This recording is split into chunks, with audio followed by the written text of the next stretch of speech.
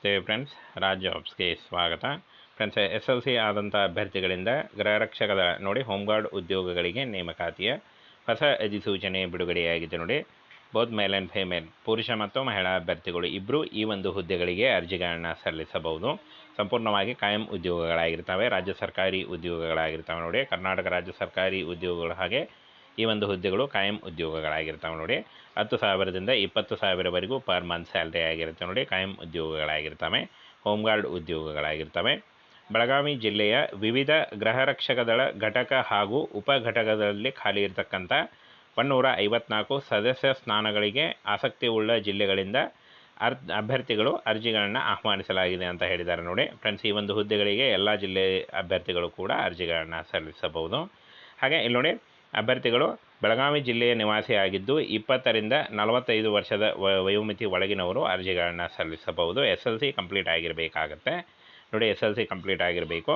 ಹಾಗೆ ವಿಶೇಷ ವೃತ್ತಿ ಕೌಶಲ್ಯ ಹೊಂದಿದವರಿಗೆ ಪ್ರಮುಖ ಆದ್ಯತೆ ನೀಡಲಾಗುತ್ತೆ ಅಂತ ಹೇಳಿದ್ದಾರೆ. SLC ಕಂಪ್ಲೀಟ್ ಆಗಿದ್ದರೆ ನೀವು ಈ ಒಂದು ಹುದ್ದೆಗಳಿಗೆ ಅರ್ಜಿಗಳನ್ನು ಸಲ್ಲಿಸಬಹುದು.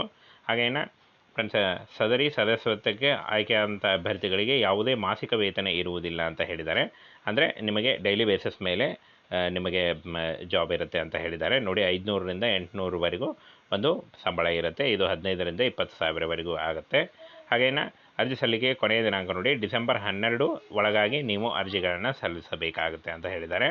ಹಾಗೆ ಇಲ್ಲಿ ನೋಡಿ, ಸಮಾದೇಷ್ಟರ ಕಚೇರಿ, ಈ ಒಂದು ಕಚೇರಿ ಬೆಳಗಾವಿಯ ಸಮಾದೇಷ್ಟರ ಕಚೇರಿ ನೋಡಿ, ಜಿಲ್ಲಾ ಗೃಹರಕ್ಷಕ ದಳ ಚೆನ್ನಮ್ಮ ಹೌಸಿಂಗ್ ಸೊಸೈಟಿ ಸಮಾದೇಷ್ಟರ ಕಚೇರಿ, ಈ ಒಂದು ಅಡ್ರೆಸ್ಗೆ ನೀವು ನಿಮ್ಮ ಅರ್ಜಿಗಳನ್ನು ಸಲ್ಲಿಸಬೇಕಾಗುತ್ತೆ ಅಂತ ಹೇಳಿದ್ದಾರೆ. ನೀವು ಅರ್ಜಿಗಳನ್ನು ಈ ಒಂದು ಅಡ್ರೆಸ್ಗೆ ಹೋಗಿ ಅರ್ಜಿಗಳನ್ನು ಪಡೆದು ಅಲ್ಲೇ ನೀವು ಅರ್ಜಿಗಳನ್ನು ಫಿಲ್ ಮಾಡಿ ಕೊಡಬೇಕಾಗುತ್ತೆ. ಡಿಸೆಂಬರ್ 12ರ ಒಳಗಾಗಿ ನೀವು ಈ ಒಂದು ಹುದ್ದೆಗಳಿಗೆ ಅರ್ಜಿಗಳನ್ನು ಸಲ್ಲಿಸಬಹುದು. ಹಾಗೇನ ಈ ಒಂದು ಹುದ್ದೆಗಳಿಗೆ 18ರಿಂದ 40 ವರ್ಷದ ಒಳಗಿನವರು ಕೂಡ ಈ ಒಂದು ಹುದ್ದೆಗಳಿಗೆ ಅರ್ಜಿಗಳನ್ನು ಸಲ್ಲಿಸಬಹುದು. ಕಾಯಂ ಉದ್ಯೋಗಗಳಾಗಿರ್ತವೆ ಈ ಒಂದು ಹುದ್ದೆಗಳು, ಸಂಪೂರ್ಣವಾಗಿ ಕಾಯಂ ಉದ್ಯೋಗಗಳಾಗಿರ್ತವೆ.